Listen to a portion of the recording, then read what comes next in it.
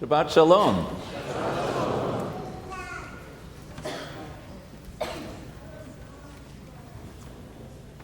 Not once, not twice, not three times, but more times than I can count this past summer, I was struck by the thought, thank God I am not preaching this Shabbat.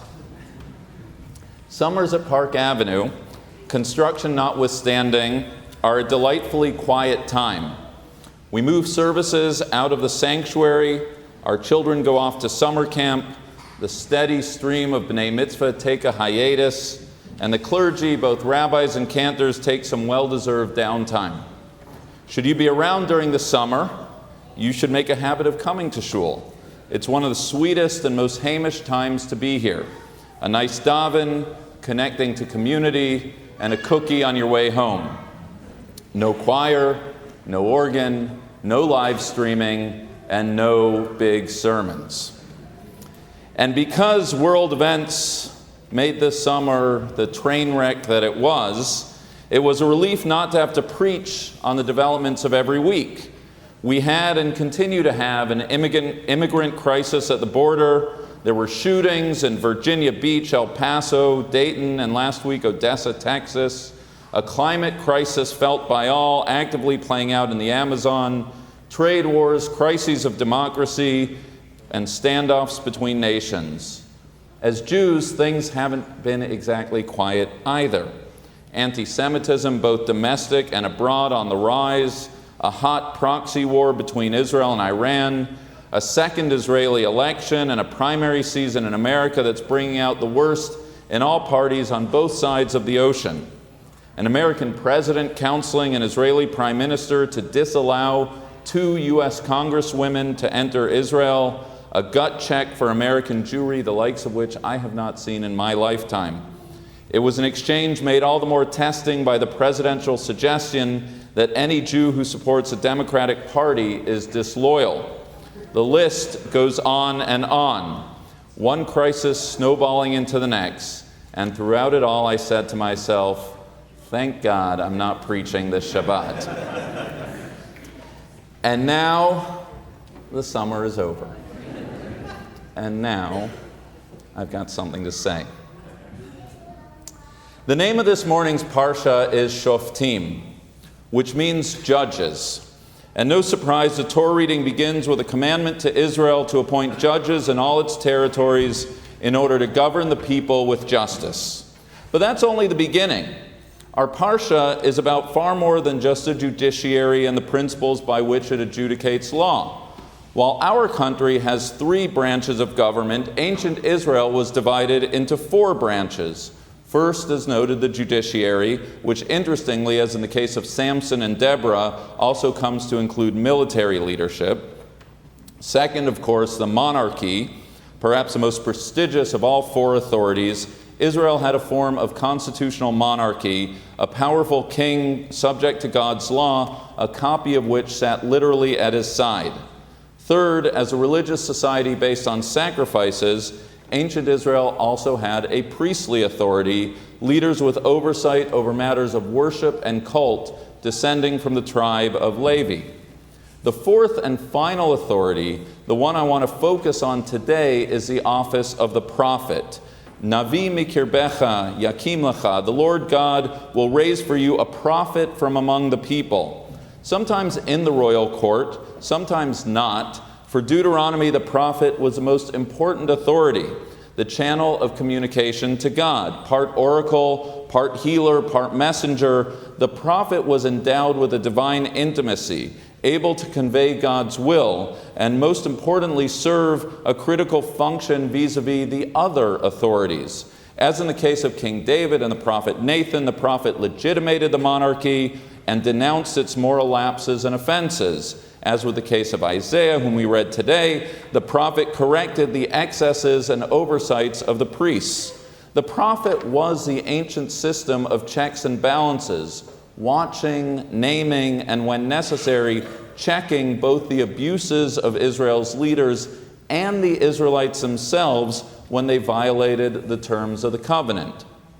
The prophet was this and so much more. In his 1962 book, The Prophets, Rabbi Abraham Joshua Heschel begins his study by asking the question, what manner of man is the prophet? Heschel explains that the prophet is a person willing to say no to his society, condemning its habits, its assumptions, and its complacency. The prophet reminds Israel that few are guilty, but all are responsible. The prophet is a warrior for morality, a champion contrarian, willing to go against the grain, refusing to be neutral in the face of evil, even if it means, as is often the case, living a lonely, deeply unpopular life. At its essence, the prophet is the voice of dissent. And while the formal time of the prophets may have ended with the close of the Hebrew Bible, the prophetic voice continues to be an essential part of the project of Judaism. By this telling, prophecy is not located in any one person, class, or generation, but is an essential attribute, part of the DNA of the Jewish people. From the very first Jew, Abraham, who argued against God with the fate of Sodom and Gomorrah at stake, through the time of the prophets, to Heschel himself, who fought on behalf of civil rights and protested the Vietnam War, it's the ability to take a moral stand, to refuse to let the abuses of an age become normalized, that is the hallmark of our faith. As Heschel himself wrote, dissent is indigenous to Judaism. Our era does not lack for crises. At home, abroad, as Americans, as Jews, some self-inflicted and some, as in the case of the devastation this week in the Bahamas, horrific acts of nature. I have my list. I am sure you have yours. But for me, the most terrifying crisis of all, the one that impacts every area of my concern, is that somewhere along the way, we have lost our prophetic voice. We have lost the will to dissent. We have turned quiescent, become morally timid, indifferent to the callings of the hour. For some, it's a matter of political expediency. For some, a matter of self-interest. For some, just plain laziness. So-and-so is good on Israel or the economy, so we give a pass and fail to express outrage when our sense of moral decency is affronted. So-and-so is good on progressive causes, and so we refrain from condemning bald anti-Semitism when we see it. We shame people who dare voice an unpopular opinion, attacking their character instead of arguing the merits of their ideas, bullying them into silence. Jews who object to the Israeli government are marked self-hating Zionists and Jews. Jews who object to the present administration are labeled disloyal and unpatriotic. The causes are manifold, but the effect is one and the same. We're forsaking the birthright of our prophetic voice. I'm reminded of a comment Martin Luther King made of his era, that, quote, history will record that the greatest tragedy of this period of social transition was not the strident clamor of the bad people, but the appalling silence of the good people. We have lost the mojo that makes Jews Jews. And it is not, mind you, just as Jews that our self-audit proves lacking. It's as Americans. You can tell the tale of our country in a variety of ways, as God's new Israel, as a melting pot of immigrants and otherwise. But as the historian Robert Young writes, protest is one of the consummate expressions of Americanness. Even before our nation was established, religious dissent was a calling card of the English colonies. It was rebellion that led to the birth of our nation. It was a steady stream of dissenters who demanded the abolition of slavery, suffrage for women, rights for Native Americans, for Latinos, for African Americans, reproductive rights, and gay rights. Every single war back to 1812 had its dissenters, from the Puritans to protesting the Patriot Act, from the anthems of Pete Seeger to Zuccotti Park. It's the radicals, reformers, reactionaries, and revolutionaries who've made this nation the great nation that it is. And I'd be remiss if I failed to point out that dissent has many faces, some that may not reflect the liberal leanings of the Upper East Side. The Tea Party and the religious right understand themselves as countercultural dissenters in the most classical sense. And then, of course, there's a delicate question of the means we employ to give our dissent expression.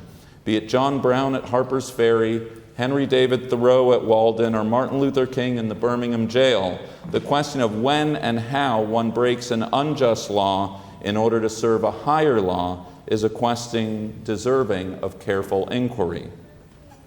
But to stay silent, to not say anything, that's something that as Americans and as Jews that we cannot, dare not, and will not do, not anywhere, and especially not here in this synagogue.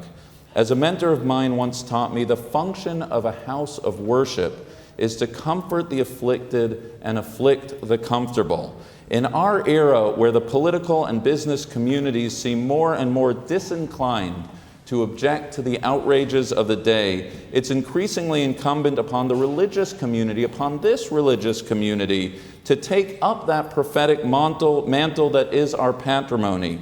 Yes, we enter this room for sanctuary, literally and figuratively. Yes, the first obligation of a synagogue is to bring Jews closer to Torah, to tradition, and to community, to be an incubator for Jewish identity.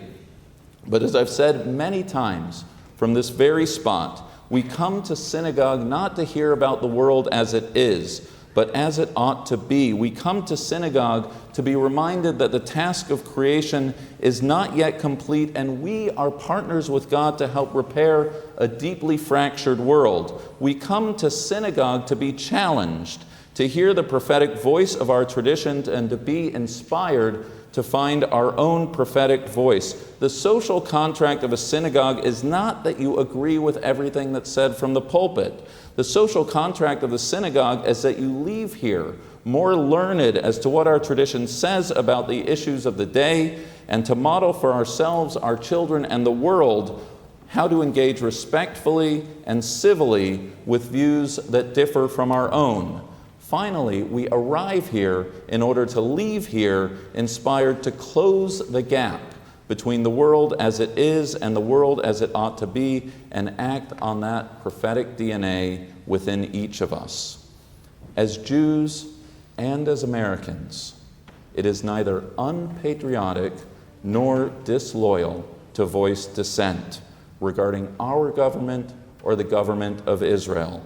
If there is one message of the weeks leading up to the high holidays, it's that criticism and love are not opposites, but two sides of the same coin.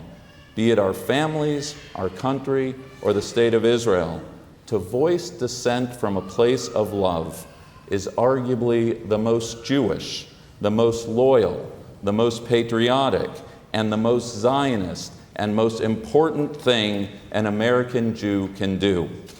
Tzedek, tzedek tirdof. Justice, justice thou shalt pursue. Famously, the rabbis asked why tzedek, justice, is repeated twice. One time, after all, would have been enough. Of all the explanations, I find myself most moved at the thought that the pursuit of justice is twofold. Tzedek when it's easy, tzedek when it's hard. Tzedek when it's convenient, and tzedek perhaps especially when it's inconvenient, when we have something to lose. Friends, summer is over. It's time that we say something. More importantly, it's time that we do something. Shabbat Shalom.